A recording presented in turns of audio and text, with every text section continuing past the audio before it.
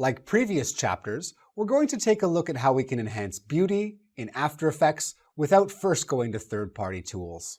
In this movie, we're going to take a look at working with the mask tracker along with the Lumetri effect. So After Effects has a variety of effects and masking techniques that you can use to perform beauty-based corrections. In this movie, we'll take a look at the Chapter 0301 composition. So you can select that from your Chapter 3 folder. I'm going to select the clip in the composition and head over to the Effect menu. And let's start off by looking at the Color Correction category, and we'll select Lumetri Color. Lumetri is a shared effect between Premiere and After Effects. You can choose the way you want to work in here. So if someone is more comfortable with Photoshop, notice you have curves.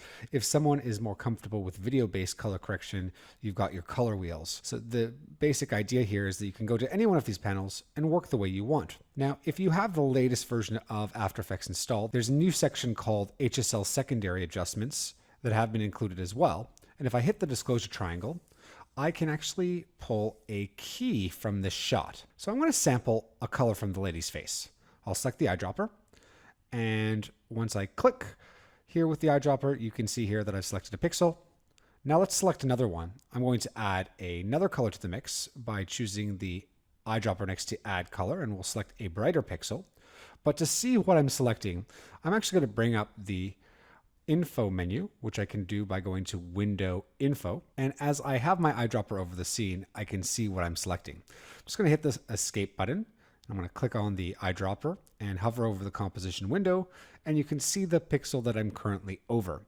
I'll select this now, and with these two pixels that I've selected, these two colors, I want to be able to see the mask that I've created temporarily. So I'll click here, and now I can see what's selected. And the idea is that I can use these three HSL sliders, hue, saturation, and lightness, to refine my color-based selection. So let me choose, instead of color and gray, color and black. I'm going to start to play with the hue slider. Let me drag that a bit more.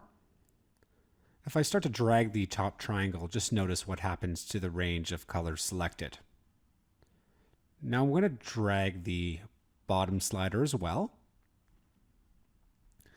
And let's now move on to the saturation slider.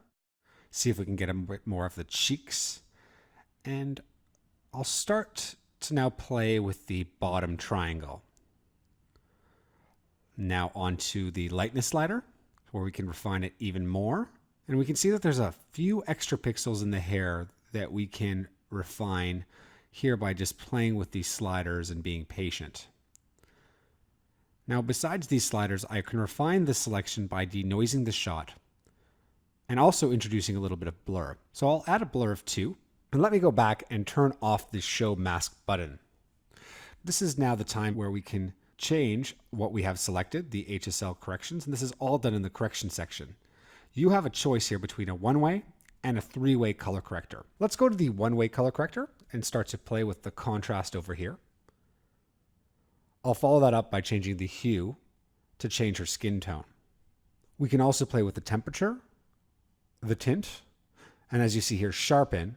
Now when I drag on sharpen, it looks aggressive until you release it. You'll see what the sharpen does when you let go of the slider. So let me also up the saturation. I'm going to make that 105. So this is one adjustment I can do out of many here with this Lumetri color effect. It's always good to look at your adjustments and go to the effects badge and effect controls to turn it off and on so you can see the before and after results.